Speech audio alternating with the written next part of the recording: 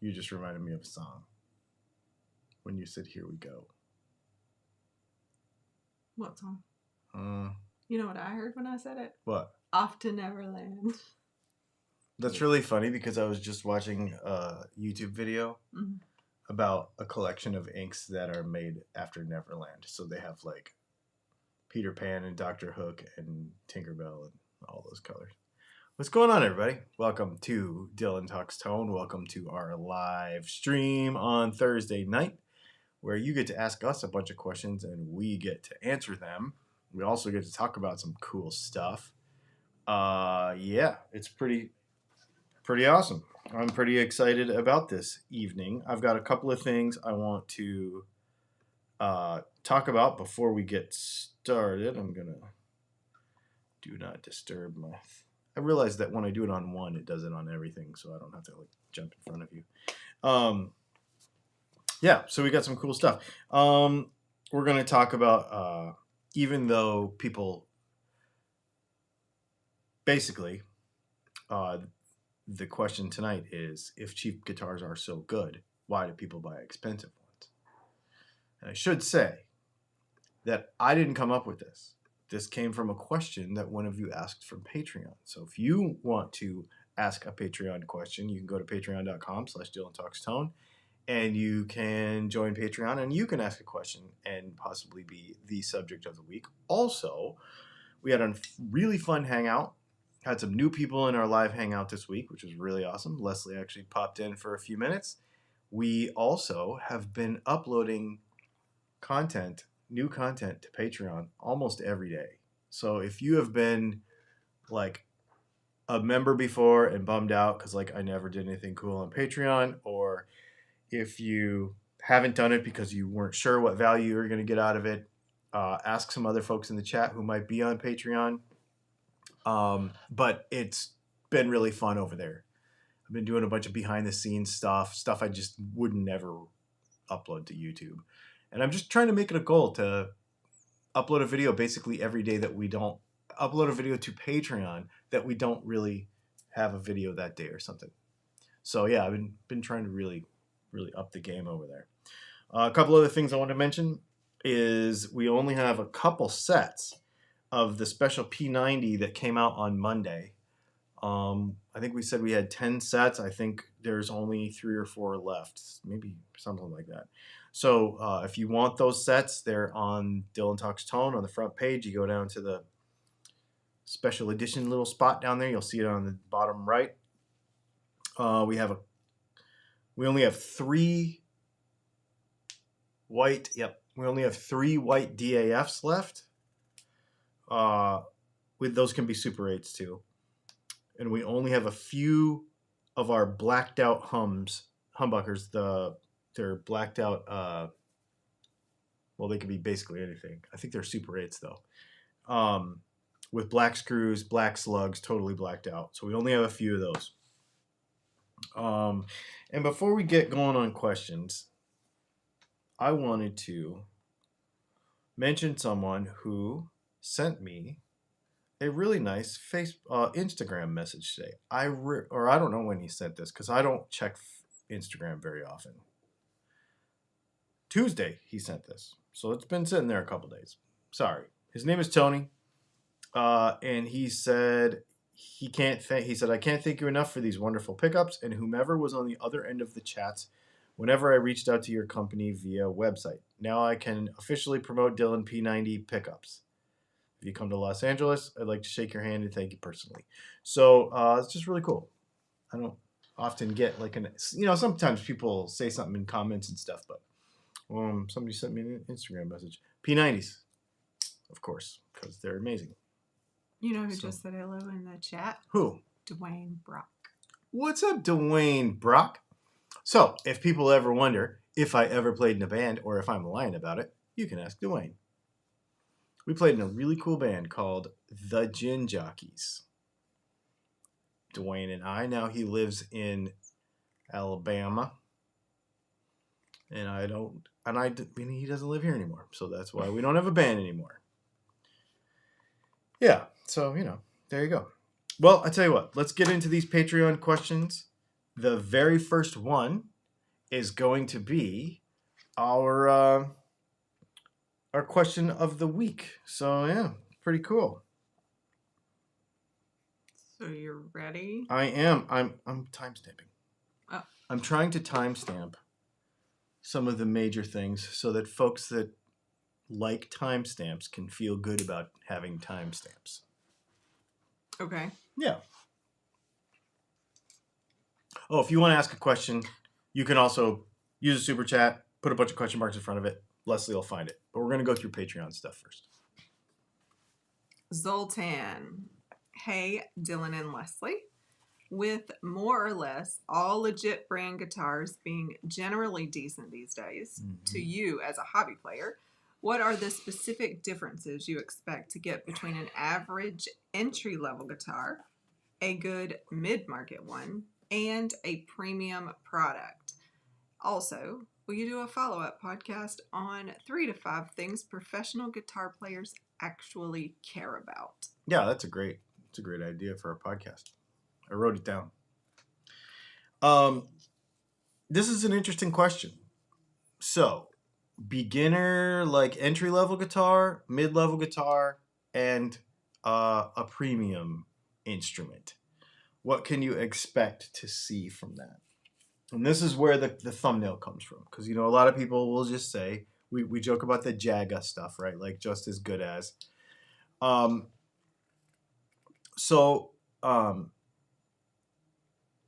Put your thoughts in here as well. Why do you think people still buy expensive guitars when we have cheap ones? And let's think about the differences between these three kind of main categories of guitars. Entry level guitars are really good now. They're very, very good. So you look at your Pacifica, you look at your Squire stuff, you look at your Epiphone stuff, even the lower end Epiphone stuff. I think the idea there is to have a functional guitar that does what an electric guitar is supposed to do. It's supposed to look and feel familiar to someone who has not played guitar before, or someone who is entering into playing guitar. That's why it's an entry-level guitar. That's why it's put there in the market for those people. Those guitars are not actually made with the intent of satisfying the needs of a professional player. That's not what they're for. They're an entry-level guitar. So if you are dipping your toe in guitar land, it's a great place to start, because you've probably seen somebody play a Strat style guitar, or a Tele style guitar, or a Les Paul or an SG style guitar, but you don't want to make the investment in something more expensive. Doesn't mean they're bad. They're fantastic. But they will be a little more basic in features.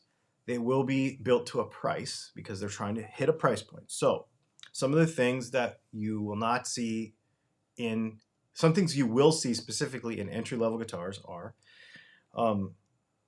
mostly they're going to be imports from Asia.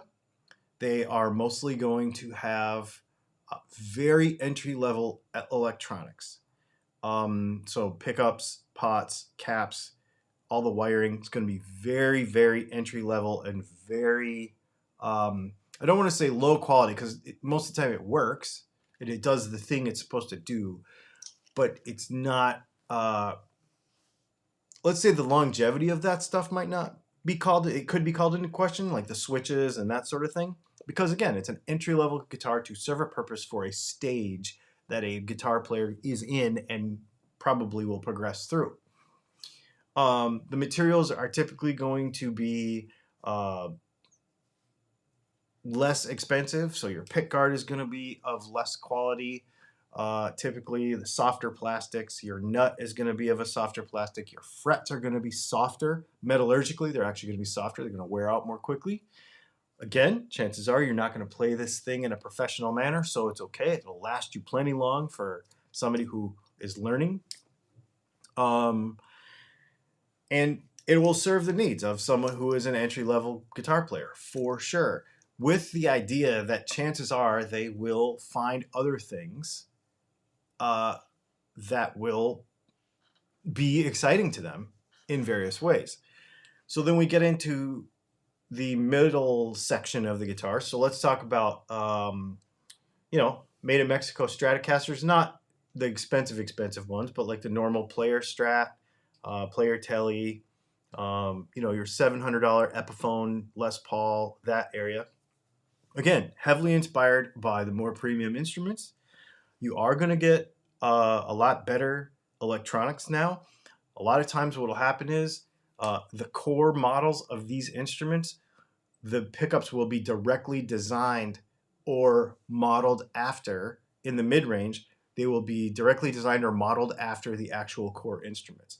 A lot of the beginner entry-level guitars are typically just kind of boilerplate stuff that they will pull out of parts bins while they're making those import guitars. But as we get up into the mid-range of instruments, which these days could go anywhere from $700 up to $1,500 really, now you're getting stuff that's more heavily influenced. The design, the engineering, and the features of the guitar are going to be more heavily influenced by the core models of those particular brands. Fender, Gibson, PRS, things like that. 99% of the time, there's still going to be an import guitar. The company is still not going to have, in most cases, very much choice about wood quality or parts sourcing. PRS is a little exception to that. They put their foot in there a little bit more, but that's why those guitars are a little bit more expensive. And they're just going to be better. They're just the quality is going to be better. However, in comparison to the more premium products, you're going to see like from an Epiphone Les Paul to a Gibson Les Paul, you're going to see various things. You're going to see some electronics differences, although some of that does cross over with pickups and such. You're going to see finish differences. You're going to see actually a lot of construction differences too, because when you build an import guitar, you're building it to a price, which means you're building it more quickly, which means CNC time, hands-on time, all those things, finish time, all those things need to be lower to build it to a price. Still great instruments, fantastic instruments.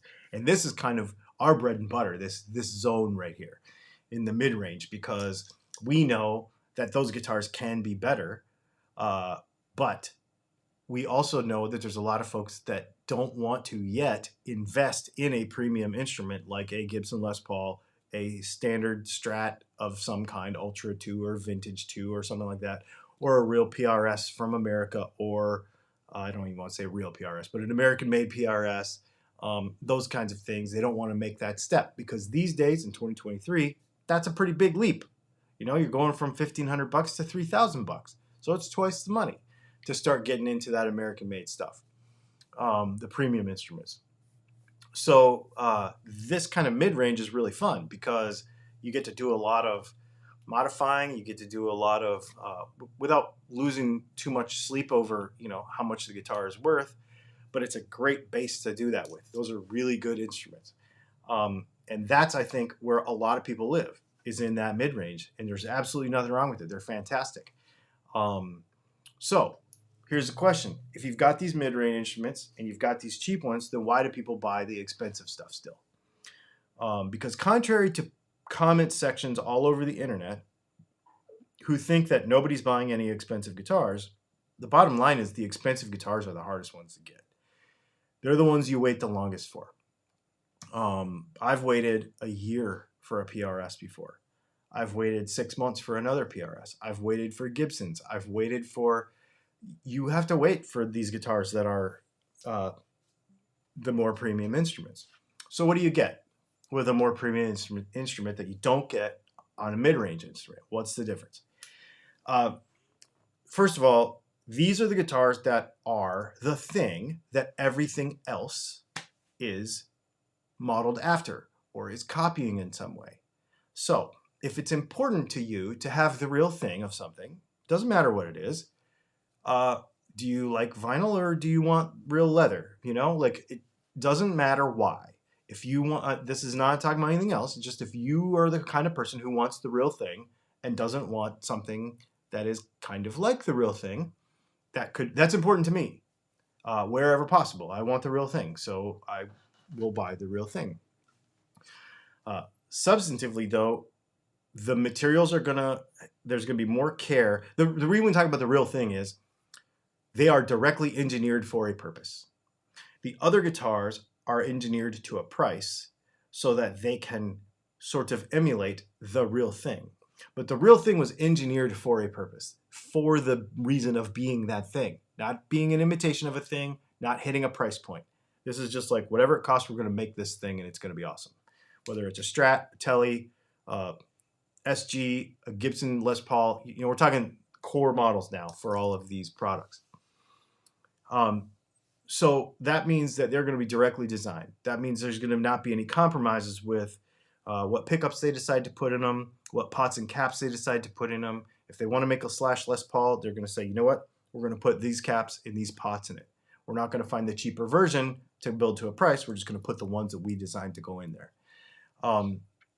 You're going to have much higher quality lumber that the guitar is made out of. And while people want to say, well, I thought you didn't believe in tone wood or whatever about all that, that's not what it's about. It's about weight. It's about consistency. It's about the cleanliness of the machining, because cheap wood chips out. Cheap wood is harder to sand. Cheap wood is harder to finish. All those things. So more premium wood is going to make the guitar easier, or it's going to give you a better final product. The finishes are going to change. You're going to get into nitrocellulose, which is much harder to apply. There's going to be a lot more time in this guitar. A lot more time and a lot more money and materials. Does it make it to where you can do things on that guitar that you can't do on a cheaper one? Sometimes. It depends on you as a player. But what you really get and what I feel I get. So let's say I compare an Epiphone Les Paul and a Gibson Les Paul. Or I compare a player Strat versus an American Vintage 2 Strat. What I get out of it is the tactile feel of a higher quality piece of gear. Or my Silver Sky, my American Silver Sky versus an Asian Silver Sky. There is a difference in how the guitar feels in your hand. If that's important to you, then buy the real thing. If that's not important to you and you can get what you need to get out of a mid-priced or a lower-priced guitar, that's totally fine, because this is a completely subjective thing to the player. But with the more premium stuff, it's just a different feel. I don't care what anybody says about tone or blah, blah, blah, blah, blah. But when somebody asked me, or somebody challenged me in the comments a few weeks ago, and they said, if I put an Epiphone Les Paul in your hand and a Gibson Les Paul in your hand, you wouldn't be able to tell blindfolded. And I'm like, BS. I could tell you in half a second as soon as I pick up the guitar. You know why? The finishes feel different. And if that makes a difference to you, buy the finish that you want. Some people don't like nitrocellulose lacquer, so they'll go for an Epiphone because it's smoother, right? Sometimes it's sticky for some people. So these are all choices that you make, not based on whether the guitar is good or not, because all this stuff is good for what it does. We haven't talked about one piece of bad gear yet, but it all has a place in the market. So understand what you want out of the guitar and then buy the appropriate guitar. Or buy the appropriate guitar and modify it to the thing that you want. But they're all great choices depending on who you are as a player. So that's what I would say I would expect out of the different tiers, from entry level, mid level, and the most expensive core stuff that we talk about. So that's my little take on that question. You want to hear what people are saying? I do want to hear what people are saying. They're saying a lot. Yeah, good. All right. Edgar Cesario says, good evening, Leslie and Dylan. A few years ago, I bought an Epiphone, PRS, SE, and Squire, but sold them to get an actual Fender, Gibson, and Core PRS. Nothing wrong with the guitars, just wanted the real thing. That's kind of the way I feel about it. Rick Miller said he goes for playability, pickups, and resale value. Luke Moss wrote quite a few things. He sounds like he's in marketing. Consumers often rationalize high-cost purchases by convincing themselves of the product's high quality, reducing the discomfort, cognitive dissonance, associated with spending a large sum of money.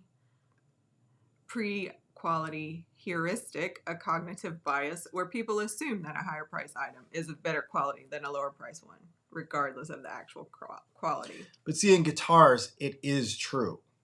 And I know that people challenge this, but when you look at it from a cost of goods sold and labor involved, more expensive guitars are better. When we're talking about the big three, and we're talking about their lowest end Asian stuff, these three categories, there is marked and measurable differences in quality between a $200 Telecaster copy Squire and a $2,000 American Vintage 2. There is marked differences, very substantial, measurable differences.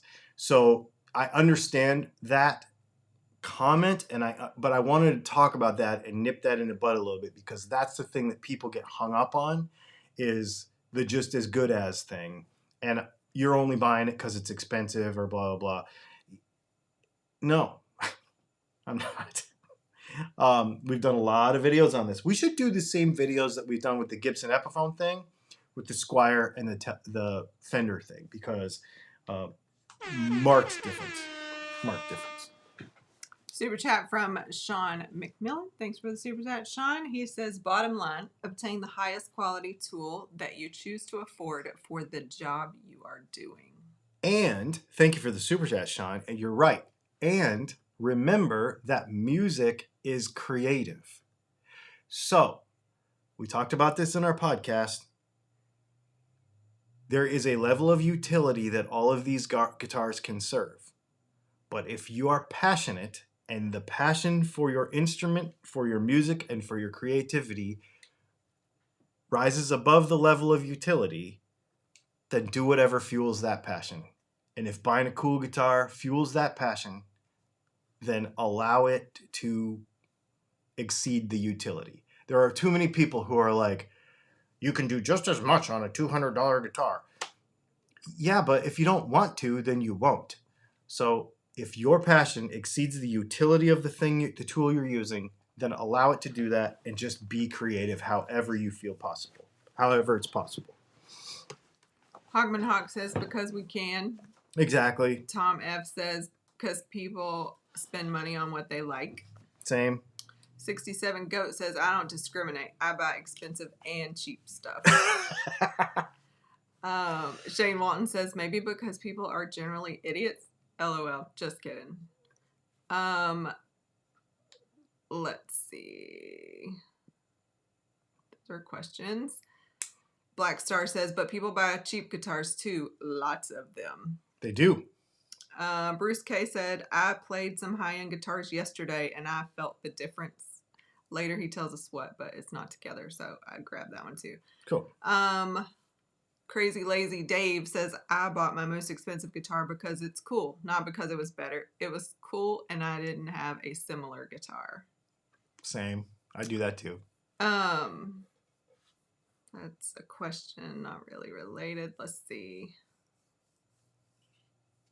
Mr. Elmore's Music Lab. I just got a PRS McCarty 594 SE and the thing is amazing. I like it as much as anything I have. It is good. They are good. Here's Bruce. I played a Gibson R7 2001 yesterday and they want $5,000 for it. I wouldn't hesitate to pay that if I had it. It's funny how that happens, huh? C Stone says, why do people still buy cheap guitars when there are expensive ones? T-Bone says, does anyone really giggle with a high buck guitar? He does. Me? Oh my God. Yes. Oh yeah. Yes. It's smiles per dollar is the most important thing. And if sometimes it takes a lot of dollars, sometimes it doesn't. I mean, a whoopee cushion makes people laugh and you can get those at a dollar store. But sometimes a $3,200 guitar will make a guy smile. And that's all that matters. Mr. Elmore's Music Lab says, I think a lot of it is just ego. I could tour and play any show with any guitar around the $1,000 mark. I disagree with that. Completely. I think that it's not about ego. I think it's about you. When you like something, you like something. I think it's about ego when you try to justify your ability. But I think it's just fun. This is fun, and that's why I want to have a little kind of more positive conversation around this, because these conversations get so negative sometimes. When reality is all this stuff is just super cool. Rob F said, I've never owned or even played an expensive guitar. Most expensive guitar I own is the Epi Les Paul Standard 50 that Dylan upgraded for me. That guitar is really nice, man. That guitar is really nice. Sunbase says, because Tone Money has more mojo. Tone Money. Crazy Lazy Dave says, cheap guitars are not nice. They usually are good, but they aren't nice, not special. I love cheap guitars, but they are not nice even when they are actually really good. That is a great comment, because that's kind of true. That's really true. Let's see. But it also has to do with your exposure to everything. You know?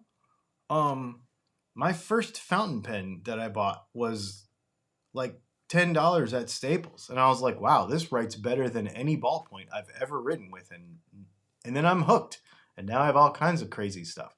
So for an entry-level person, that $250 guitar is the most amazing thing ever. So that's why I don't like to talk down about those kind of instruments or about beginner guitar players, because they're so excited because this is their first guitar, like this is their first, they're into it now. And once they understand and their tastes change and they grow, then they realize what they want, and we get pickier and we want cooler stuff, and that's how it goes. But that's why those $200, $250 guitars now, because they're all more expensive, make sense and are very cool and are very good. As was mentioned, I like that. All right, you want to do the other Patreon? Yeah, let's do the other Patreon questions, and then we'll get back to these ones. Matt. Hi, Dylan and Leslie. Does Fender use the third screw angle adjustment on their humbuckers to solve a real sound creation issue? Is it really there to solve a perceived problem because people would see that the humbuckers and strings were not perfectly parallel and complain? I think it's more... I don't know the answer to this, because a lot of the stuff that Leo Fender did doesn't make sense to me anyway. But I think it's just a carryover from the wide range humbucker that was too big to have one screw, and so it had four. And so when they went smaller, I guess I don't really know because it doesn't actually make it that much more adjustable. It's kind of if you try to make them all different heights, it kind of binds it up in there. So I don't really understand it either, but I think it has to do with just being a kind of a carryover or a transition from the wide range setup.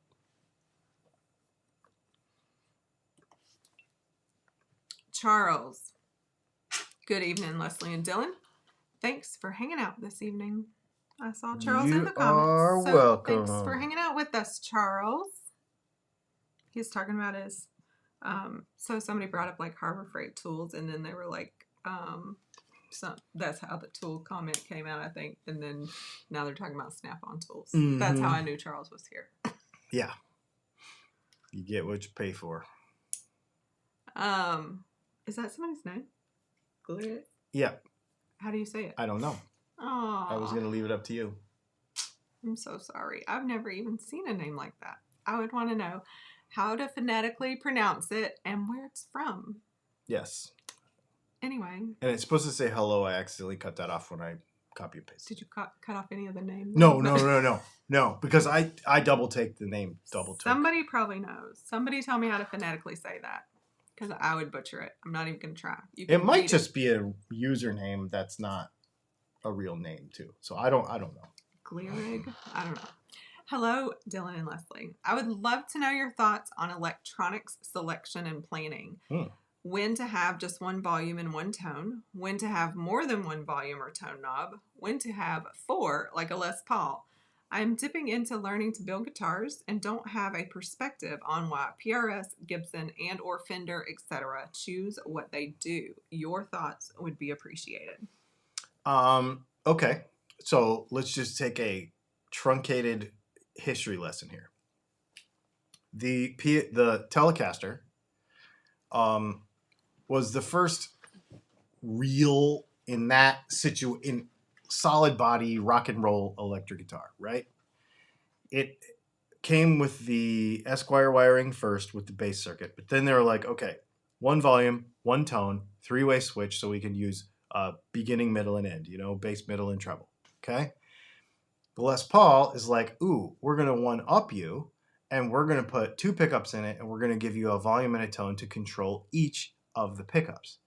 The Stratocaster came out, and they said, we're going to do something sort of the Stratocaster had a 3-way switch, bridge pickup, middle pickup, neck pickup at first, with one volume and 2 tones, because he knew that the pickup placement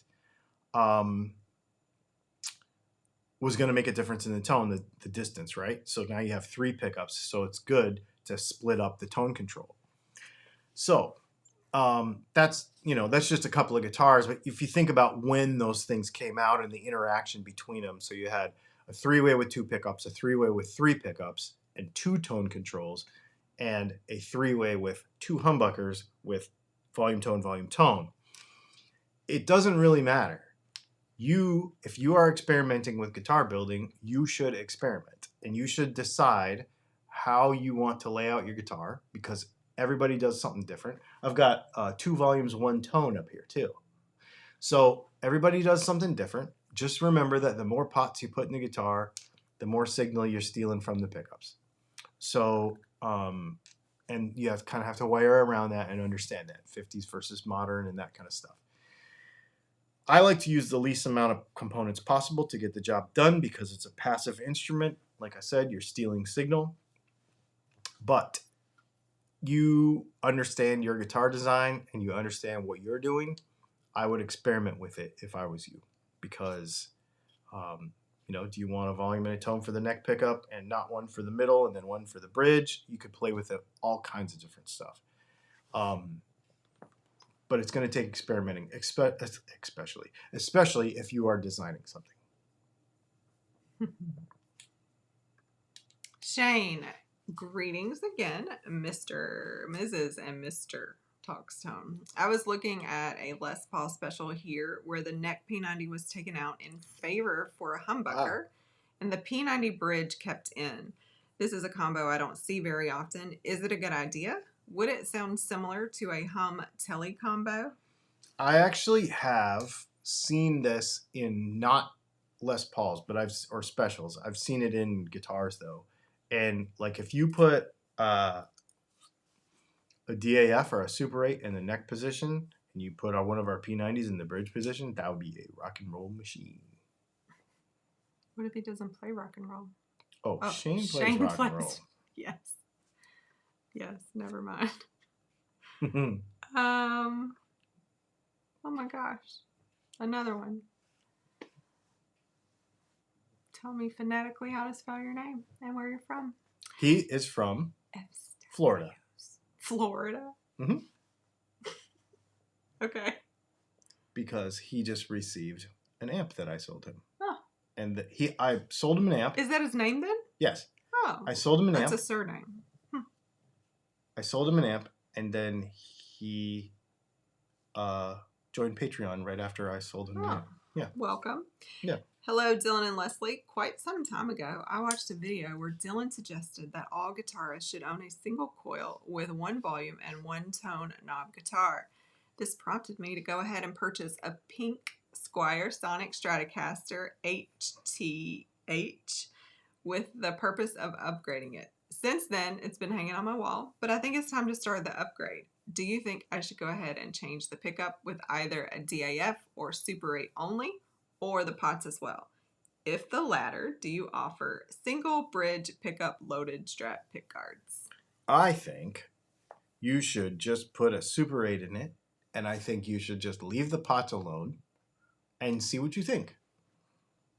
And if you think there's more to be gotten, then spend $10 and get some pots. That's what I would do. I would just put a Super 8 in it and rock it. That's a cool guitar. That thing's punk rock, man. I like it.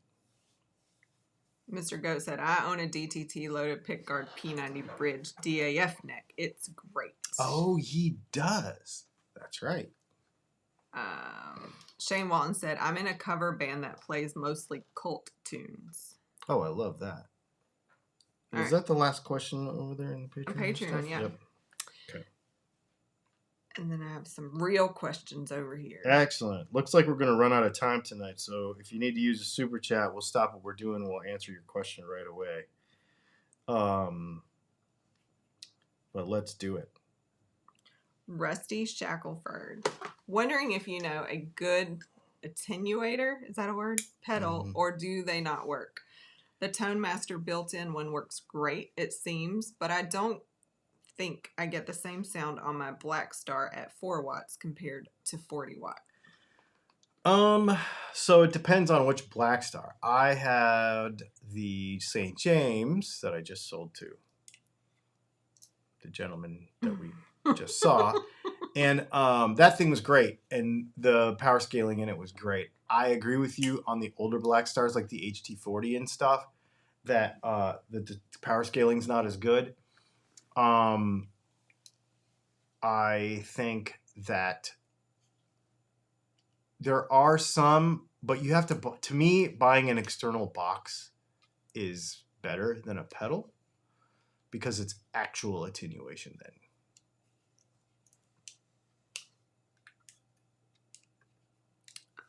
Matthew Altamere said, I just joined Patreon this week. Lots of stuff this week. You did. Thank you. I still don't know how he wants this pronounced, but every time I see it, it looks like mustard. Mustard. Maybe it's mustard. I don't know. Mustard. That's what I want to say. That's what I'm going with. Do you basically treat your Patreon like a Discord server? If so, that's pretty cool. Yeah, so there's 2 Patreon comments here in a row. So I'm going to just give you a little update. Nice. I just splashed myself in the nose. Okay, so what we're doing on Patreon, just to give everybody an update over there, is there's a bunch of stuff. I know, I got water all over my nose now. What I did was I made a post over there, and I was like, how can I give you more value on Patreon? Because we got like 100 people over there. And because a couple of things we do is we do the live hangout on the 4th Monday of every month, which is really fun. That's super fun. We have a level of Patreon for that. But for the regular, the $5 thing, first of all, you get 10% off of everything we make on Dylan Talks Tone. So if you buy one set of pickups, it pays for like 6 months. Okay? So there is that. But also, they just gave us a new feature, which is basically a running chat. So it's mobile only right now. So if you put the Patreon app on your phone, you can get this running chat that goes the whole time on Patreon. And I've been trying to check it a couple of times a day and keep up. And it notifies to my phone, so I try to do my best to keep up with it. So if you have a random question or whatever, I try to get to it pretty quick. Plus, everybody else in the community is on there too. So yeah, that's sort of like a Discord server, and you can post pictures to it, and it's just a running chat. It's super fun. There's that, and then I'm trying to upload a video, literally just with my cell phone every day. Something that's going on in the shop, a pickup I'm working on, little tips and tricks, stuff we're doing. I'm actually going through my entire guitar collection right now, a couple of guitars at a time, to try to give you an idea of why we're making. Somebody was asking about making pickup choices and stuff, and why I buy a particular guitar for testing and that kind of stuff. So we're going through each one of them separately.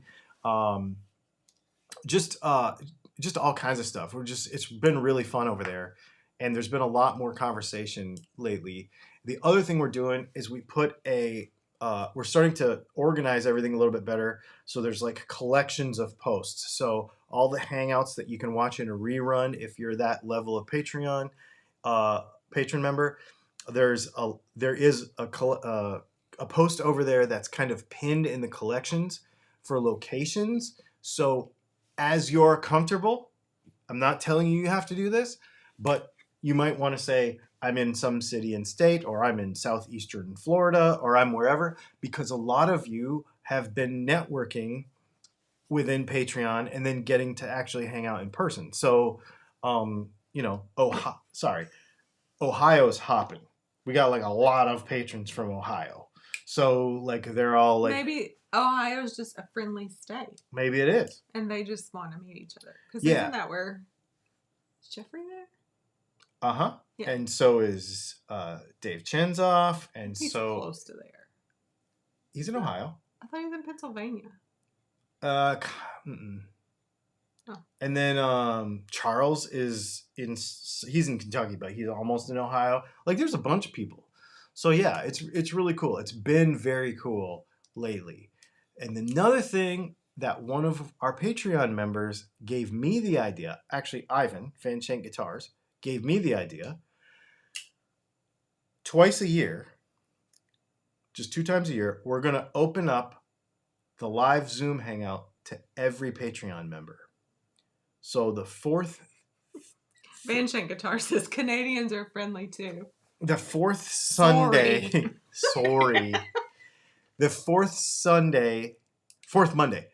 Monday of February, we're going to do a live hangout that all patrons are going, and YouTube members are going to be welcome to come to.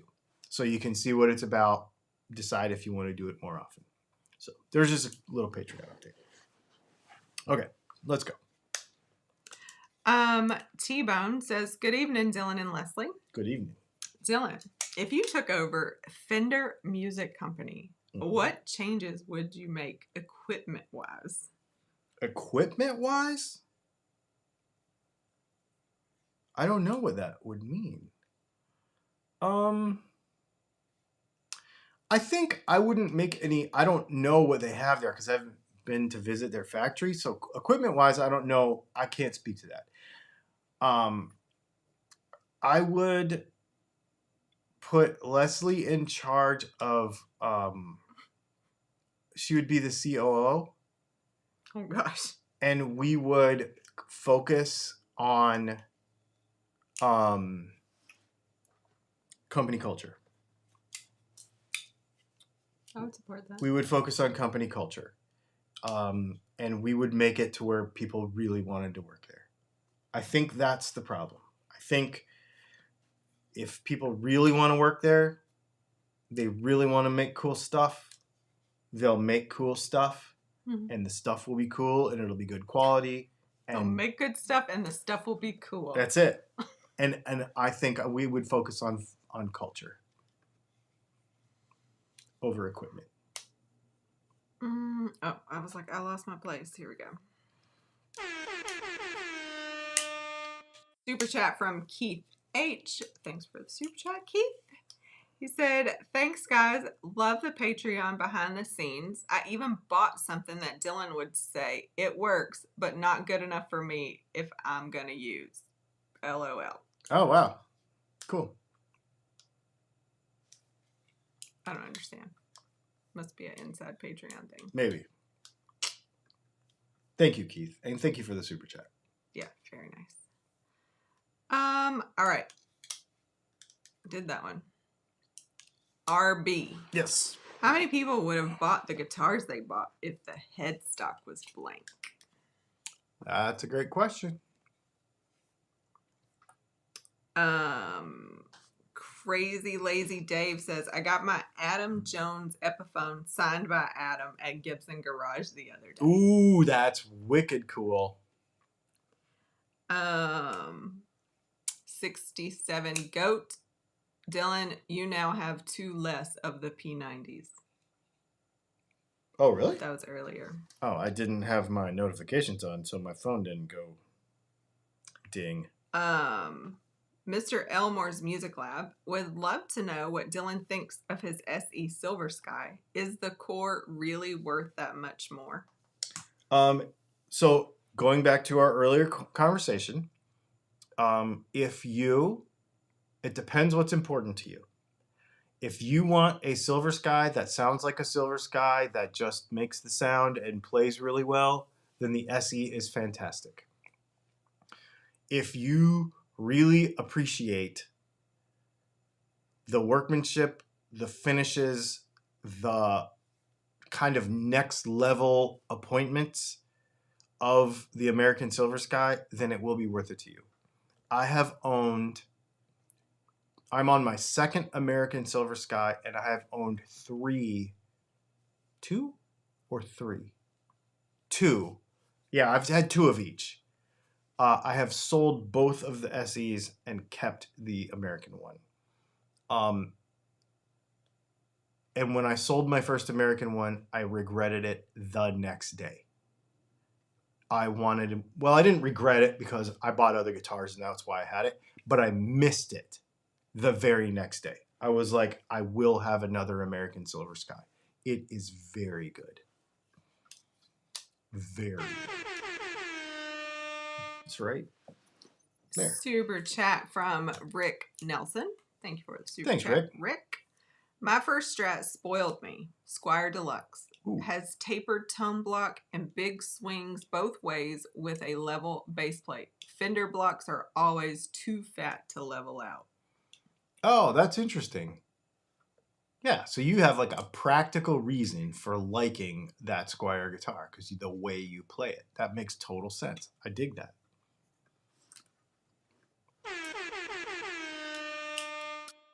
Sunbase. Thank you for the super chat, Sunbase.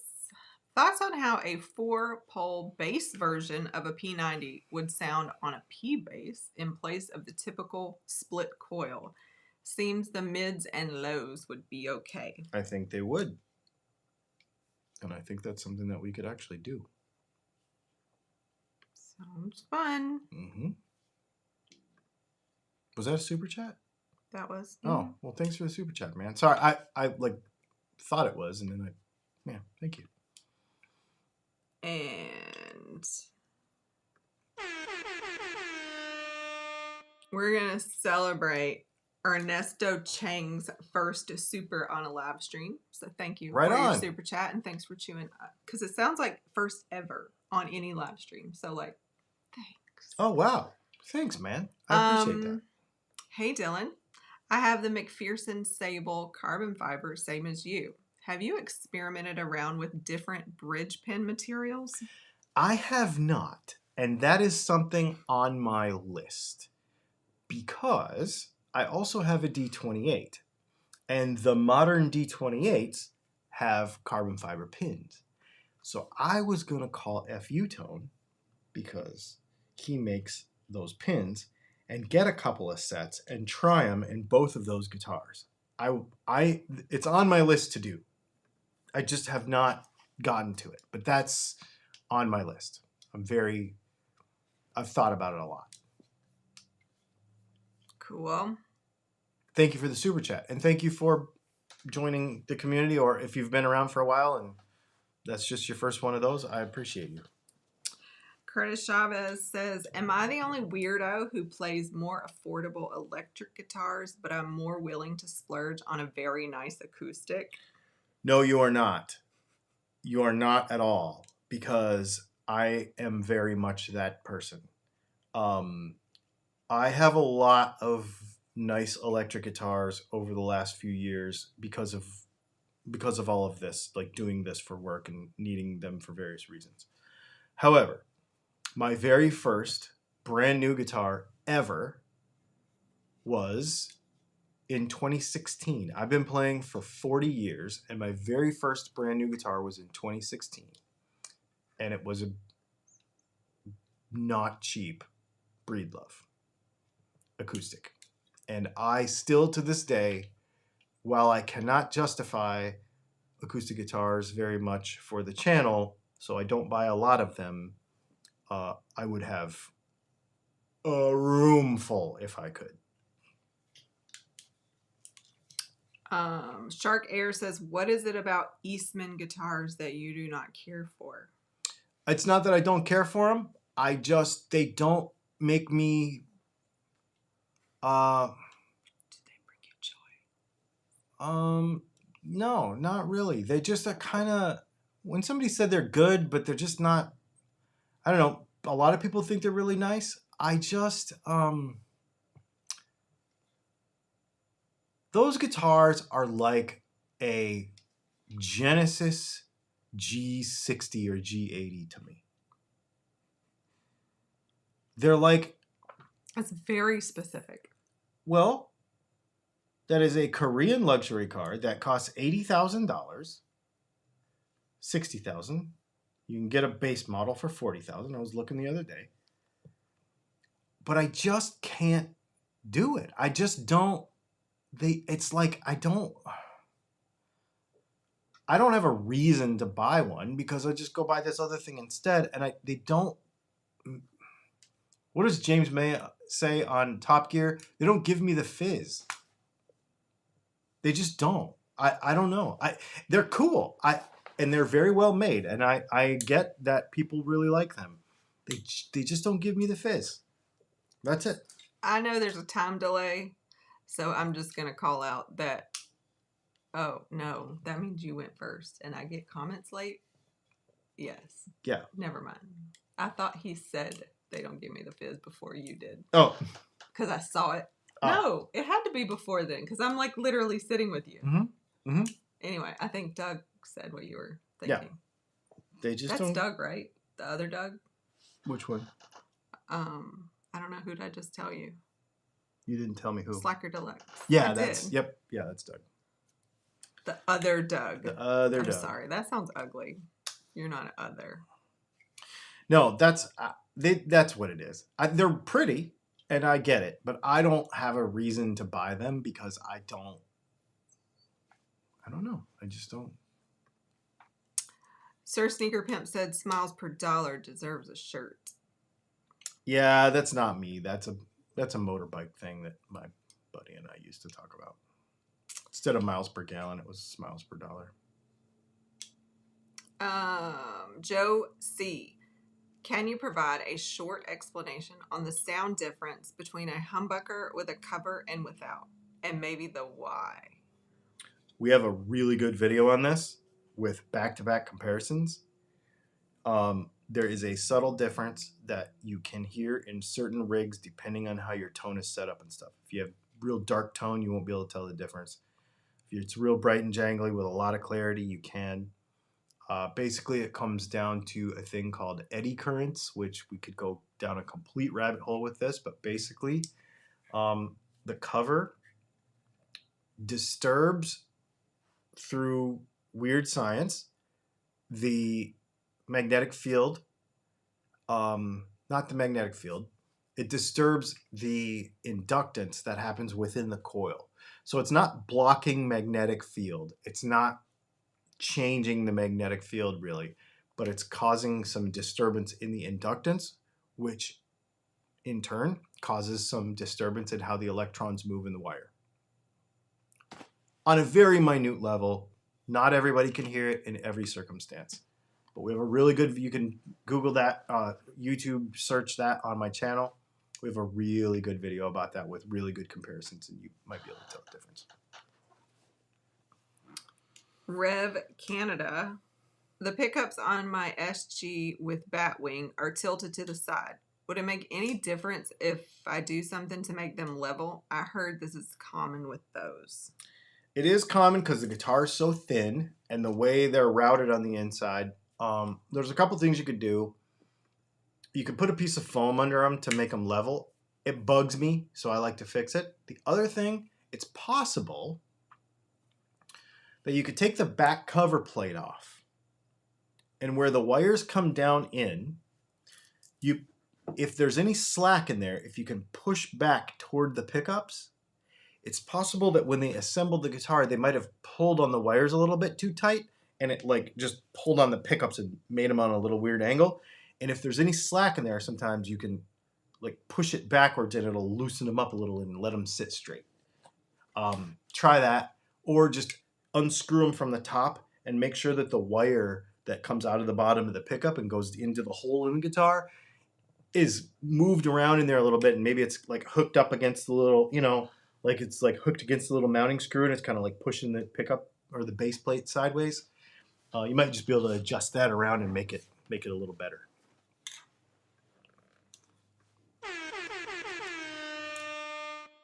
Super chat from Andrew House and Ingest9. Thank you for the super chat. Yeah. Says, good evening, guys. Ingest9 and I hope y'all had a great anniversary last week. We did. Thank you. I love it when the as good as combo comes up. The reality is you buy CS/core if you can afford them. It's like flying private. If you can, you do. It's for real, man. I've never flown in a private plane. I have. You wouldn't want to. No? Well, I mean, it depends, I guess. It depends. It depends on what? There's less people. You don't like small planes, though. I don't think you would like small planes. I've never been on a small plane. I don't know that. We've talked about it, and you've always been like, I don't want to go on a small plane. I mean, that's always the people that die. There is that. Who's flying the plane? I would really want to know in that case. That's true. Cletus McFarlane. I would let Tim fly me in a plane. Oh, yeah. You'd let Tim fly you. Yeah, true. All right. He might be even watching. Don't take me up on that, Tim. I might be scared after all. All right, sorry. I got distracted. I know who he flies for, and he doesn't fly for a 737 Max. So cool. Jitney for all. This dude's messing with me. So that name is Gary LG. Oh. And I was like, Gary it is. Okay, right. okay. Thank you for the super chat, Gary. I think you would make great acoustic pickups to add to the Dylan Talks Tone lineup. And Leslie signed pickups she wound too. We've talked about the second part. I'm not going to do acoustic pickups. It's do one thing really well or do two things half-assed. And I just kind of, there's other people that make, and I don't even make all the electric guitar pickups because some people just make them so well that we don't need to, This is Gary's first super on a live stream too. Wow. Well, thank you, sir. I appreciate you. That's awesome. But yeah, so we don't. I probably won't go down the acoustic rabbit hole. I'm just gonna buy LR Bags stuff. LR Bags actually just came out with a new pickup. I think that's what I'm gonna put in my Martin. Oh wow. Yeah, my Martin's gonna get that one, I think. Thank you for the super chat. We'll do a video about it, of course, when we do it. But. I just realized we're running out of time. Super chat from George Dial. Thank you for the super chat, George. He says, I'm about 20 minutes behind on your live stream, but my wife just asked me how many guitars my two buddies play. My two buddies I play with have. I'm a little worried. I have over 20, so if you want to consider me one of your buddies, you just tell her that. Like one more than you have. Yeah. Yeah. If she doesn't know how many, then it's not too many. The only time it becomes a problem for us is when they're like all over the living room and there's nowhere to sit. Like now? No, there's none in there. There's not one in the chair right now. No, I took it was up today. Earlier because I was taking photos. Yeah. Now you can't walk in here because there's a stack of like 10 cases. You can't go in the other bathroom either. You can't go in the other bathroom. That's all boxes, guitar boxes. That's true. There's a reason for all the that. exit pathways are open. Yes. So once it becomes a problem where she notices how many you have, then it's a problem. But as long as you have places to put everything and everything's cool and you got your guitar room and all that stuff, then does it matter? I mean, Sir Sneaker Pimp says, Dylan, do you have the same rabbit hole with pedals? Do you purchase is it Nux? I don't know, which my brain pronounces Newton, or do you get something from Strymon? I don't do the pedal thing. I have very few pedals. I think you've seen all the pedals I have in videos. I do not. They're all right there. I probably have 1, 2, 3. IK Multimedia, you know, the Tonex people, they sent me 3. I have a bunch from Gibson sent me. I have a Wampler Moxie. PRS sent me all their pedals. 3 pedals from them. I've got a bunch of Keeley stuff that Robert gave me a bunch of years ago, 4 or 5 years ago. And I got a couple of Wahs. I don't have 15. I probably don't have 15 pedals. Maybe right around there, probably. And I don't use any of them. Super chat from Ernesto Chang. Hey Dylan, are you going to make bladed pickups with lower resistance like 9K or 8K? And what are your thoughts on BC Rich? Not the person in the comments, probably actual BC Rich. Yes. I have thought about making some bladed pickups that are lower output, and I was just thinking about it yesterday, actually, because I have to make a bunch of Quattros, and I was talking to one of my friends who is in the chat probably, who is a Patreon patron. I was talking to Don. He texted me this morning, and he was experimenting with some higher output but different magnet combinations and stuff, and I'm thinking about doing lower, so that is in the cards. My thoughts on BC Rich. If you're speaking of the BC Rich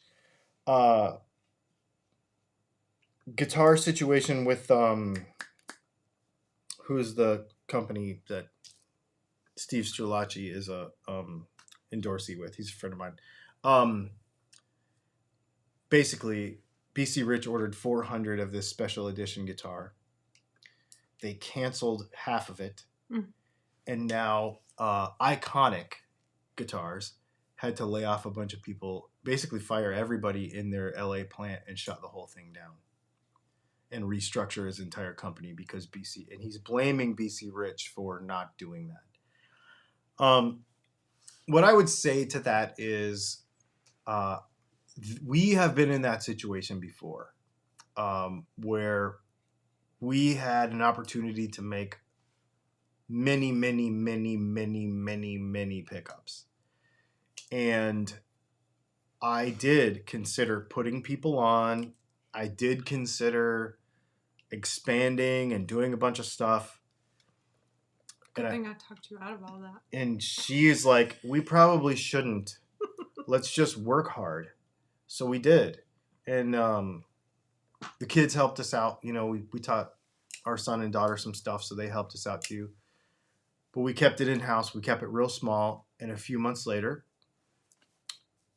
John Cruz went out of business and didn't buy any more pickups from us. And we went gangbusters for about 6 or 8 months, just like BC Rich did. And we just buckled down and did it ourselves. And I'm so glad that we did, because otherwise we would have had to do the same thing. And it would have hurt our reputation, I think, had we built a machine that we could no longer run, because then it would have hurt this. And I don't want to hurt this. So I'm not saying that the owner of Iconic made a mistake. I don't know his situation. I'm not in his business, and I wouldn't presume that. But I would say that if you are presented with an opportunity like that, be very careful, because you don't want to put yourself in a situation that all your eggs are in a basket that you don't have control of.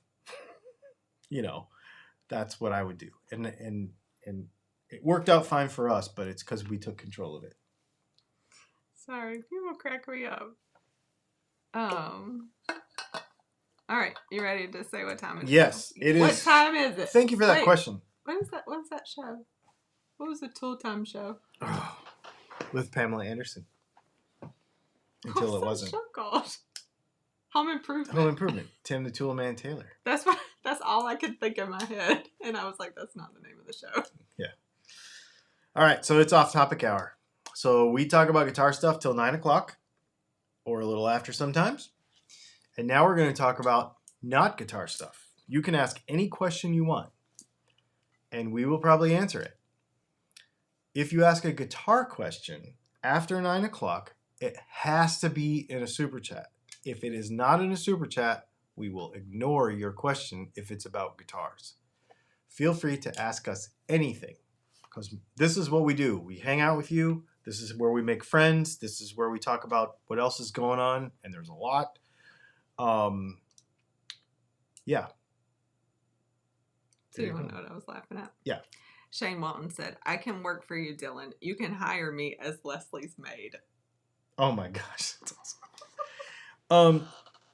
I can't remember if it was Tony Leonardi or Timothy Potter. It might have been Timothy Potter, because Timothy Potter is a knife guy. Speaking of off-topic stuff real quick, you were asking me the other day, you're like, I cannot find one of those Microtech MSIs anywhere. My local knife shop, southernedges.com, who is about 10 minutes from me, 15 minutes from me, just got some in yesterday. So if you watch this, and he drops new knives every Thursday, or no, today. Every Thursday at 4 p.m. Mike, he calls it already be sold out. He calls it Mike's Drops. That's pretty good. That's pretty good. Yeah.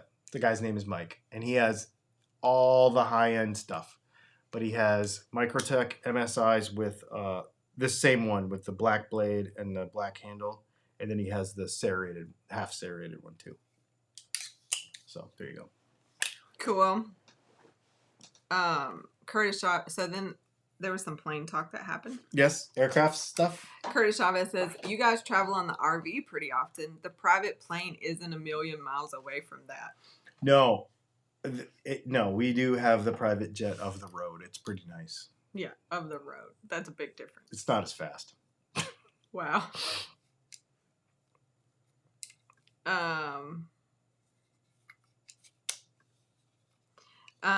Nick M says, always go for the bigger plane with first class. Yeah. George Cameron says, you are a great couple. Thanks. Mr. Goat. I didn't really like your movie about the blue people. Oh, that's James Cameron. What was his name? I George. already forgot. Oh. Mr. Goat. Small planes stink. Is that true? Oh. I never thought they smelled bad, but I like aircraft fuel, so. You like all fuel. I do. I don't really like gasoline. I don't like the smell of gasoline at all. Really? No. I do. Oh, no. It's terrible. But diesel? Like diesel smoke? Like a rolling coal redneck diesel smells awesome. And race gas, of course, which is basically aircraft fuel. Not really, but Klotz 2-stroke oil is the best. Klotz 2-stroke oil is like,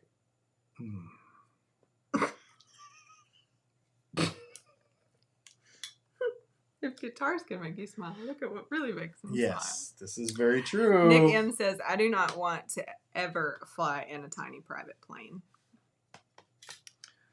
We have this airport that's like 20 minutes from here in Thompson, Georgia. And I swear it's like the crashingest, dyingest place. And the one by Nashville, too. Our airport died? No.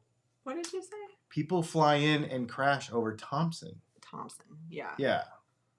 Well, does it happen more than once? Oh, yeah. The one time it happened that I can think of, it was just pretty tragic. Like it was a whole office full of physicians. It was. But then very recently, a guy that we knew, that you knew, the really rich guy from Grovetown. He died in a plane? Yeah. In Thompson. Same thing. Yeah. I don't remember that. Tim somebody? Yeah, I know who you're talking about. Yeah. The way you worded that. Yeah. He wasn't in Grovetown, but I know exactly who why you're saying it. Yeah. Interesting. Okay. Sorry. I am like... She's trying to catch questions. I don't know why I'm like can't concentrate. It's like I have words in my head, but I'm trying to read words, and then I'm like, wait, what is my job? Click the button.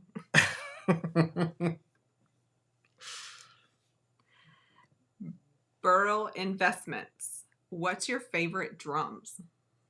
Drums? If I had to just off the top of my head, Ludwig, as far as a brand goes, but I don't really have a reason for that. My brother played Tama for a long time. So, yeah, there you go. Savea Norton says, Dylan, who's that dead guy on your shirt?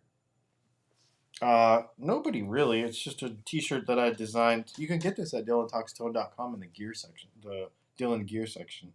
Speaking of, Alan Pettibone says, I love your shirt. My native friends think it's cool when I wear it. Only white people get offended by it. That's so funny. I love it. I think it's awesome. More because I like skulls. And sunglasses. And sunglasses. Yeah. No, I just realized. I was proud of this one. The design of this one. Dog Dr. Tim. So I went to feed the dogs, refill my wine glass, and take a whiz. Did I miss some critical content? Yes. He spoke directly to you. Yes, Tim. I'm pretty sure you're the one that asked me about the Microtech MSI. SouthernEdges.com. Go there right now. They have them. Like in a different window tab open.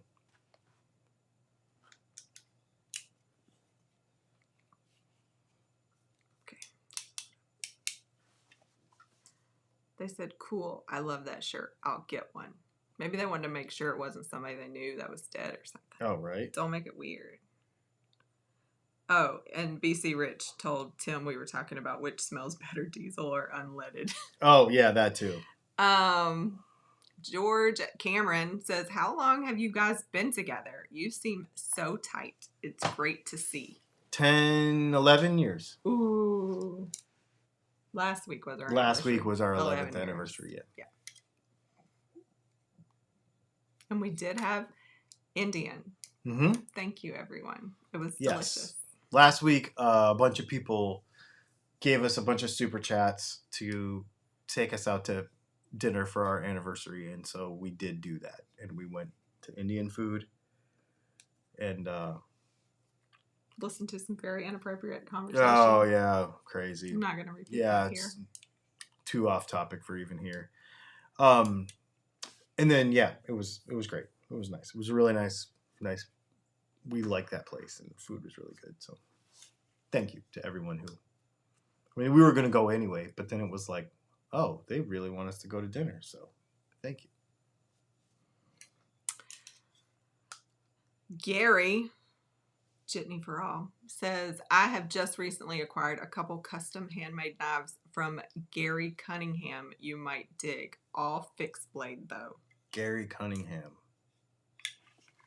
Gary is recommending Gary Cunningham. I'm going to write it down. Are you Gary Cunningham? And then I will show you a fixed blade that I have over here that is a custom built knife that is absolutely incredible.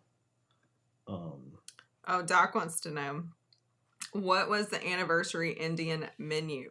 So we are super boring, Doc, and we have the same thing every time we go. Because it's so good. So like a chickpea salad. Which I need to figure out how to make. Garlic roti. I always have gobi masala with no meat. And what do you get? Matar mushroom. So nothing so overexciting, but... And we always drink water when we go there. That's because they don't have drinks. No. They have like gross 5 beers to choose from. Maybe they have wine. Do they have wine? Maybe. I don't know. I don't like buying wine when I'm out, though. It just feels... Food is so spicy, water works. Yeah. So this is a really cool knife. This is, well,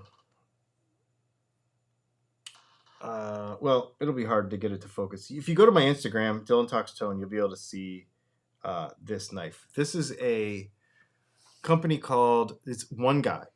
His name is Wayne or something. Starts with a W. But this is his Epic line. This is an S35 VN blade. the reason I bought it is because I like small fixed blades that I can put in my pocket. And this is an S35 full tang knife with like canvas micarta with G10 liners. So it's got like a dark green and then a green on the outside.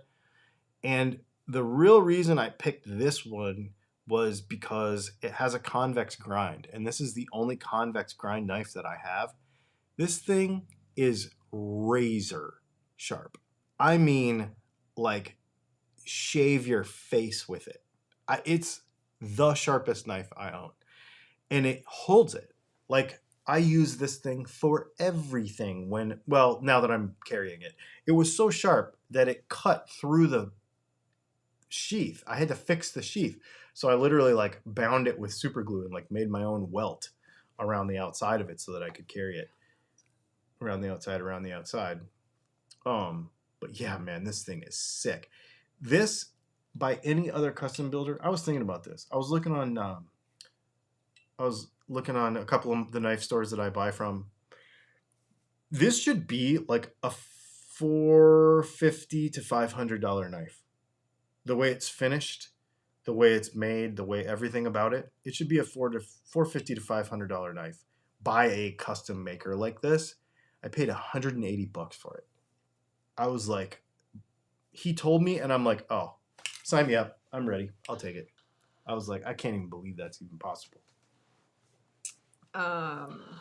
Matthew Altamir says, no booze tonight, all ramped up on antibiotics and steroids for strep throat. Oh, yeah, I'm drinking water. That's not fun. I'm drinking water. I stole the caramel whatever protein and put cold coffee in it. And I just had like a protein coffee. But it's gone now, so you can't even taste it. You're welcome. Let's see. Sir Sneaker Pimp says, for your next Indian meal, please try palak paneer. I promise you'll enjoy it. Isn't paneer cheese? Cheese, yeah. We don't need cheese. Curtis Chavez says, the Indian restaurant didn't have chai. I don't think so. I'm not a chai person anyway. You are though, right? I like could when it's be. good. When it's good. When it's good. A lot of times it's not good though. Yeah. Dog Dr. Tim says, have you ever experienced a knife so sharp it will remove fingerprint swirls? Oh, this one will. Yeah. I didn't know. What did we have to do? What do you call it? TSA pre-check. And remember, like, or you weren't with me. But it took me like 10 times to get fingerprints. She really? was like, what happened to your fingerprints? I was like, I don't know. I sanded them off just for this purpose. So dumb. Yeah, no. What do you mean, what did I do? I didn't do anything. That's funny. Doc Silson said, you need a Fairbairn Sykes stiletto, very historic. Fairbairn, yeah. Yep. Alan Pettibone said, did you say you ate goat at the Indian restaurant? We did not say we ate goat. No, we did not eat goat. No. There was no meat in any food. Dawn, I did buy a Frank B Italian stiletto. A 9-inch one. It's really cool. Oh, Alan Pettibone also said, I fly in a Pilatus, I don't know, PC-12 regularly. It's a small plane, and it's awesome. That's cool. It is cool. We have 418 comments tonight. Jeez. So far. Thank you, everybody. But I am also caught up, so... Really? Is it going to be an early night, or is it... I've got some questions. Well, do you have anything to I mean, share I guess we could. Last week? I mean, I guess we could update him on some stuff.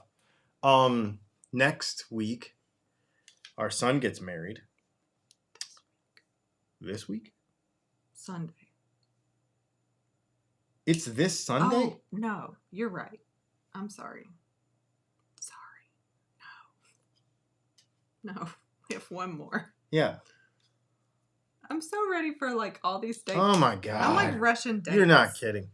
So we have some things going. We have that going. And we are also in the process of closing on a house. And it is absolutely bonkers.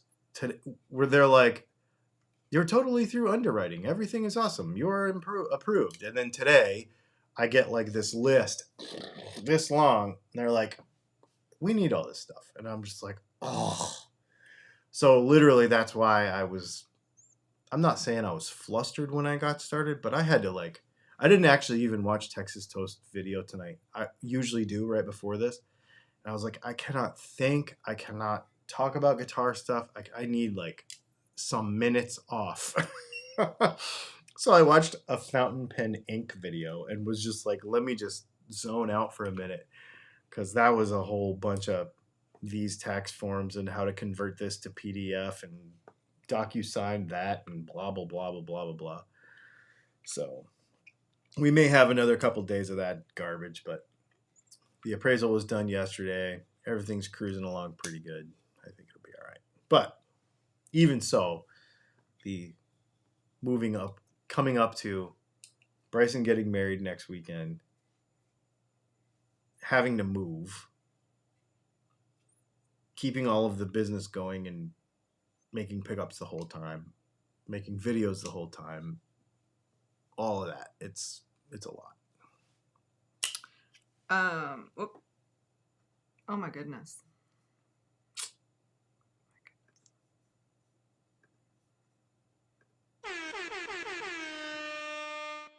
Super chat from Doc Silson. Thank you for the super chat. He said, please give this to your son with my congratulations. I will do that. Thank you. I will. There's a few of y'all I'm friends with too. I need to share a link because people have asked me. There is a link. But thank you. It will definitely be passed along. That's only like $4 American. Oh, I'm sorry. If it wasn't Dawn, I wouldn't say that. Keith H says, do you have any straight razors? Also, you get 150 characters for $5 in Super Chat. That is kind of ridiculous. Yep. Is it getting more strict? No, it's always been that. 150 characters is barely a tweet.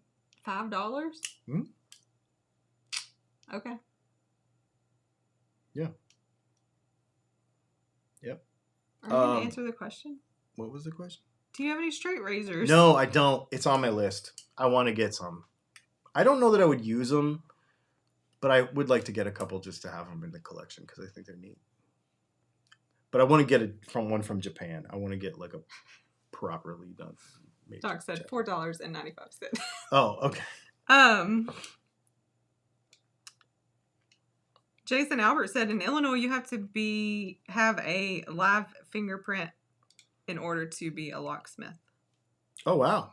Is that in case you start like breaking into people's houses, they have your fingerprint? That's interesting. Sir Sneaker Pimp says, what do you lubricate your knife pivot pin with? Some knife pivot oil that I have over there. I can't remember the brand. It depends on the knife. My Chris Reeves Sabenza, I rarely lubricate it, but I don't know. I'm probably not that good about it. As long as they work good, I don't worry about it. The only ones that I mess with a lot are my OTFs because they get pocket lint in them and stuff, and they slow down a little. Tom F said did a refinance and it was insane. Yeah. Alan Pettibone said, congrats on the house. Mortgage companies suck by the way. This one we've got has been amazing so far. They've been really good, and they've been really fast. Modern and fast. Web portal to today's the first day I emailed a PDF something. Everything, and it was because it was like a weird thing because of our business and stuff. We have a couple little weird things we got to show them. But normally it's like you just log into this thing on the internet. It's like, here's your tasks for the day that we need. And you just upload stuff to it and it's done. And it's awesome. and they told me that we could probably close like in the next 10 days, which has only been like 3 weeks. So they're really awesome. It's been really good. Jason Albert said it's mainly because they work in banks. Oh, interesting. I didn't know that was big business in a bank. Are you like unlocking people's like safe deposit boxes or? Maybe, yeah. I lost my keys. Matthew Altamere, congrats on your son's wedding. Is it a big deal thing or on the down low? I mean, it's a big deal to them. Oh, it's a huge deal to them. It's going to be, I think it's going to be about 100 people. At max. Yeah. Max. I'm officiating it, though. Yeah. So that's... I mean, it's not a secret. Yeah. So it'll be fun. I got a sweet purple sparkly suit. It's awesome. SF says, Dylan, if you're showing knives, you probably should work on your hand modeling skills. Maybe some hand cream and manicure would rejuvenate those hands. Or not biting my nails. Yeah, that would go a long way. Whatever. I could start wearing gloves. John Simmons says, I'm right with you. I'm closing my house on Tuesday. I feel the stress. You know, it's funny. It's not really stress. Like, I know everything's going to be fine. We're good, you know. It's just, like you were saying, it's like everything is on hold. They told us today not to pay bills. Like, no, it specifically says the ones that were listed. Yeah, I read it. Yeah. I know. It's still weird. It's still weird. It's like, please do not pay this. Don't touch your money. And I'm like, well, and I told a guy today, I was like, I mean, that balance is going to go up and down because that's what I order parts with. Yeah. Like, you know, I have to spend, we have to work. Just schedule it as soon as possible so I can be out of this. Yes, because we're like in this, you know, you can't spend any money. You can't do anything. You can't yeah. So... yeah. So anyway, we're trying to be smart and do it all right. And of course, because we have the business, it's a little different. You know, if you're a family who's everybody's W-2 employees and you can just fax in some stuff, you know, it's different. But because our money is so fluid. Dog Dr. Mostly Tim out. says, yes, congratulations to your son. This is where the relationship gets interesting. So I don't know if he's talking about his or like ours. Oh. I mean, we've had adult children for a while now. Yeah, we have. They've been together a long time. Yeah. How long is it? 4 years? Something like that? Something around there, probably. I don't know if it's 3 or 4, but it's been a while. Yeah. Yeah, and it's neat because for a few years, a couple years now, they've been really like focusing on being self-sufficient and trying to do everything right themselves, and they're really good. Curtis Chavez says, Dylan, please don't try to fidget a straight razor. No, I will not. Tom F says, access lock or lock back if the choice is there. Access lock. I only have a couple lockbacks. I have a German Boker little lockback, and I have a Buck 110. Everything else, this is the new Ram lock by Microtech. So this is not an access lock like a Benchmade. It's you pull back on this, and it's a pin and a bar and a coil spring. And but it's awesome. It locks up really well. Rick Nelson, have you heard of Portland Razor Company? I got a kick-ass straight razor from them. Check out the Strix. A little bulky to learn with, but the cool factor is full on. What's it called? Portland Razor Company. And then the Strix. Strix. Matthew Altamere said clear nail polish got him to quit biting his nails. My parents tried all that crap. The hot pepper stuff, everything. I just got used to it. Jason Albert said Dylan is going as the Joker to his son's wedding. It's actually, what's it inspired by? Who's the guy that officiates the Hunger Games? Yeah. with the crazy hair and the purple suit and That's the inspiration. yeah. My daughter-in-law's like, can you dress like that guy? I'm like, sign me up. So I found a suit on Amazon for $100, and it's awesome.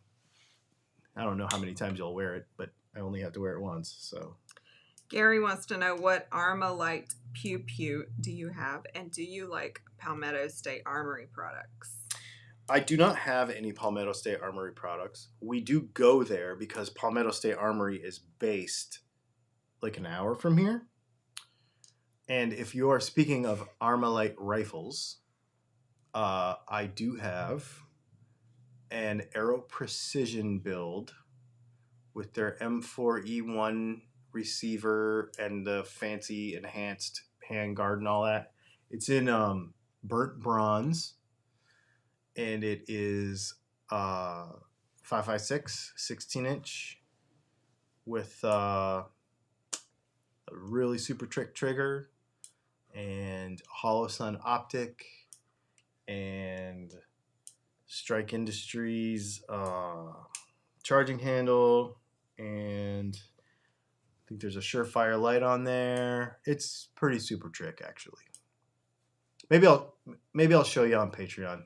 If you're on Patreon, I'll show you on Patreon. I don't like to put that stuff on YouTube because YouTube goofs with our monetization when we put things on YouTube that they don't like. So Doc Siltonen wants to know thoughts on grandkids, because I'm close to that too.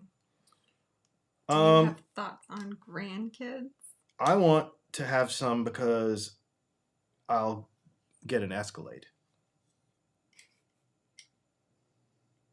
That's the joke. Is when we have grandkids, we'll get an Escalade because you need an Escalade so you can have enough room to haul them around. I hope we're a little further off from grandkids than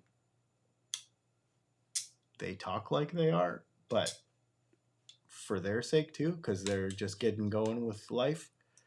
But yeah, no, we're gonna have them. I'm sure. I'm down to buy cool ass car seats and stuff. My grandkids are gonna have the coolest stuff. That's pretty funny. It's true. Like, I mean, I wonder if Recaro makes a I have no car idea seat. what that is. It's like the baddest racing seats for cars. No, I don't have any. It is what it is. I think I'm not like, ooh, you need to go have kids. Like, we're not like that. We're not like that. But I used to always, it bugged me when I heard about Recaro baby seat. And comes I up also experienced like people trying to say when you should do things. And I was like, it has nothing to do with you. So I don't try to be a part of any of those conversations because it doesn't have anything to do with me. Ooh, Sparkle makes one too. So I will be surprised when I am told, and supportive in whatever capacity they want me to be. I mean, look at this. This is badass right here. You're ridiculous.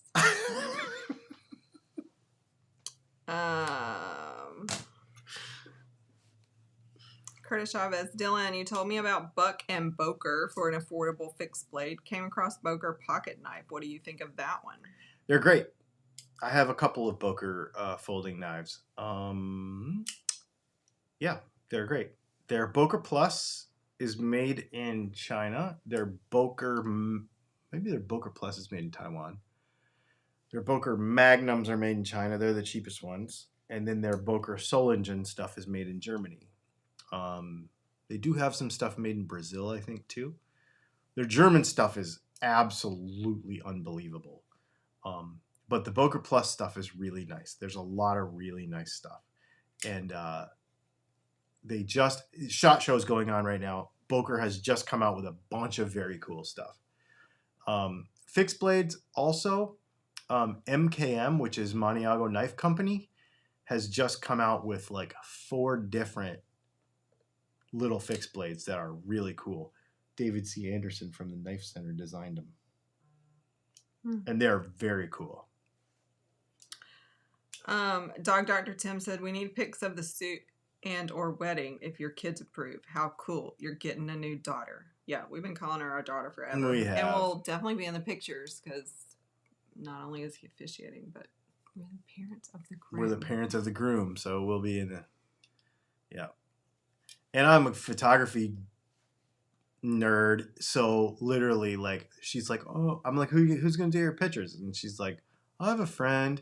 And I'm like, So I hired the photographer. I was like, I have a friend that's a photographer. And I was like, no, we're doing this properly. I was like, Don is texting me because he wants to tell me that Ricardo definitely makes car seats. Yeah, Sparko does too. I just found out. Oh, my goodness. Y'all are funny. George Cameron said, I used to have World War II Commando dagger. Have you had any vintage blades? The only vintage blade I have is my Frank B. Stiletto from Italy. I bought it in Austria, actually. Well, I ordered it from Austria. I had it shipped here. But I haven't gotten into vintage stuff, really. I definitely would if I ran across the right stuff. I'm actually interested, I will tell you. I would be very more interested when we get our new house. I'm just going to tell you some stuff. The room that we shoot videos in is going to be the vibe of a smoking room. So I'm very interested in I'd like to have some vintage broadswords. I found some various cutlery from like antique cutlery that you can get from that's really old for not a lot of money. So wall hanging display kind of stuff like that would be really cool. When it comes to knives that I have, like these kind of things, I don't usually buy much that I don't use every day. Most of everything I own, I use a lot. The only exception would be my half-face blades tomahawk, because I don't typically find myself in battle. This is a bit of a showpiece, but most everything else is something that's in my pocket on a regular basis. We have a wish list on Amazon that includes some of the things that you'll see. I think it's tagged down below. Yeah. There's a full suit of armor for my foyer.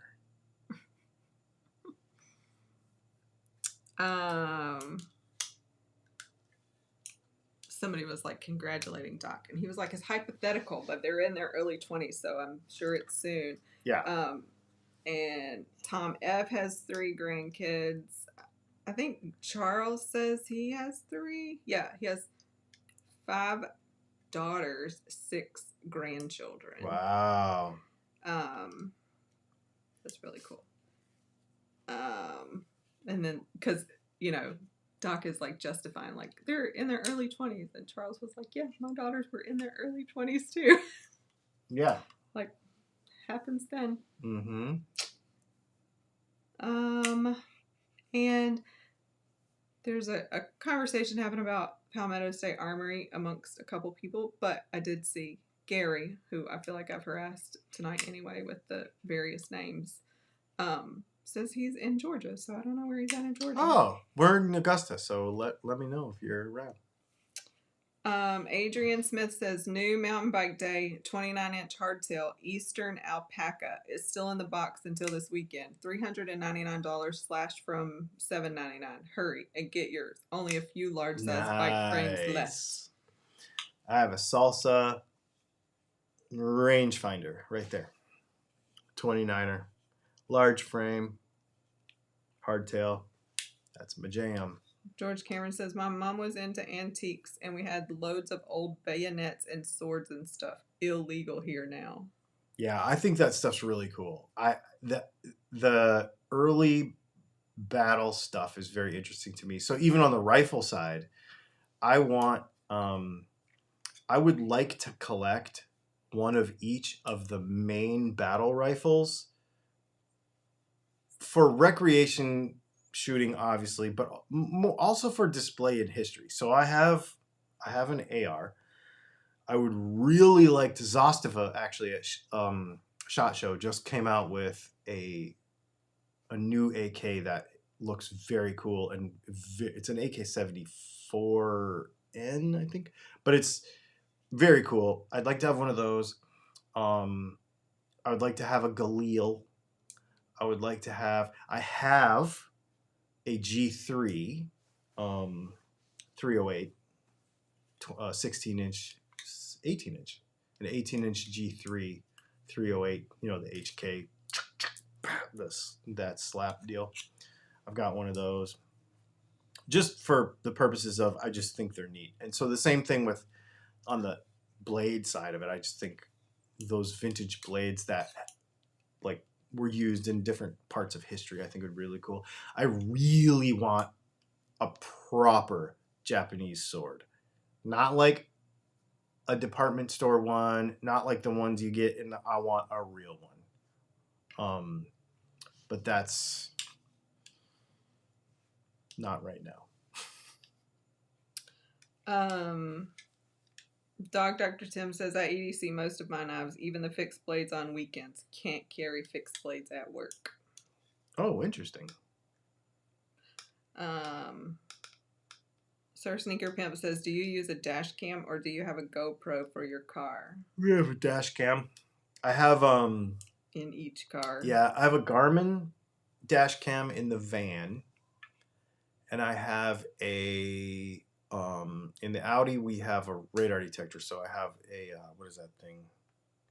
An Escort Max 360C, and it has the bracket with the it's got the Escort dash cam with it, and it powers it from the one. It's like all one unit. It's not the Escort makes the Max 360C with the camera built in. This one has it like kind of like stuck on the side, and it's awesome.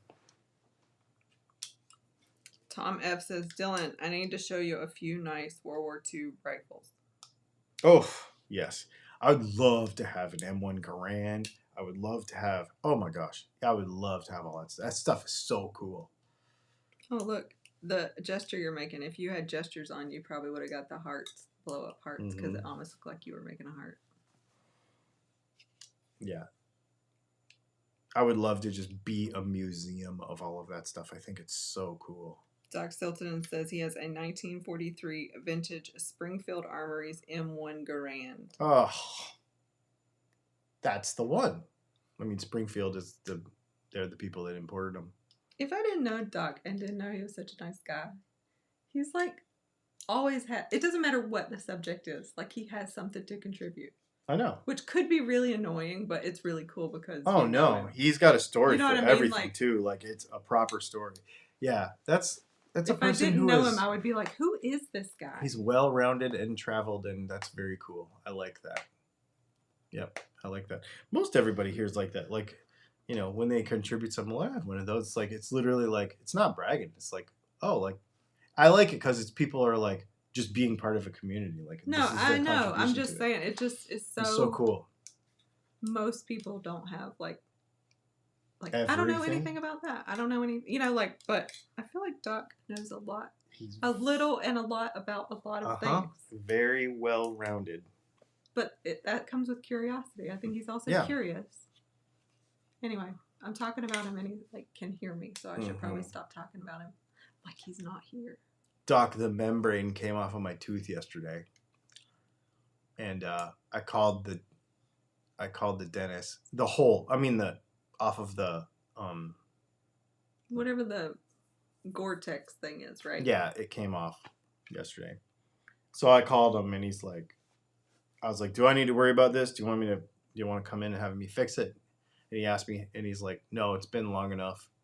Just keep it clean. So I'm going in 2 weeks, I guess, to do more stuff. So good time. Yeah, it's great. Next time is going to cost $800. Good time. Yeah. Why? Because they're putting something in for the... And it's not covered? No, that's covered.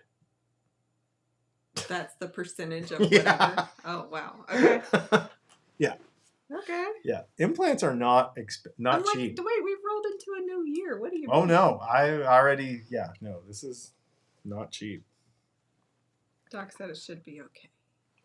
Yeah. Stop. I know. It's crazy. It's weird. It's squishy. All right. Anybody else? Now it's 9:45 all of a sudden. Tonight flew It did by. fly by. Well, that's okay. I could stand to go and chill a little bit. Kind of have a headache, actually. We'll see what tomorrow brings. I gotta shoot a little video in the morning about humbuckers because we're doing our lineup, our pickup lineup stuff. Maybe I'll shoot a little something for Patreon too. I will. Yeah, that'll be cool. And then I think I have to do more. Make the mortgage company happy stuff in the morning too. So we'll see about that. And then, yeah, pretty cool. Busy couple weeks. And I'm going to check out this Gary Cunningham knives in this Portland razor company that y'all gave me too. Mm-hmm. And I'm also, tomorrow morning, I'm not going to do it tonight, but tomorrow morning I'll put our timestamps in for the timestampy people. There's always somebody every week. You need to put timestamps in here. I'm like, are you volunteering? Because it takes time to do it. Yeah. Yeah. I mean, like Phil McKnight, he has a timestamp for every question. What's your excuse? I don't have that kind of time. I think he has somebody. Phil has somebody managing all of it. So I just don't have that. So I do it all myself. So it's either would you like timestamps or would you like your pickups within a month? So, but People complain about timestamps probably aren't ordering pickups. well, that's true. If somebody who complains about timestamps orders pickups, I will make the time. But yeah. And I will stamp it. See what I did there?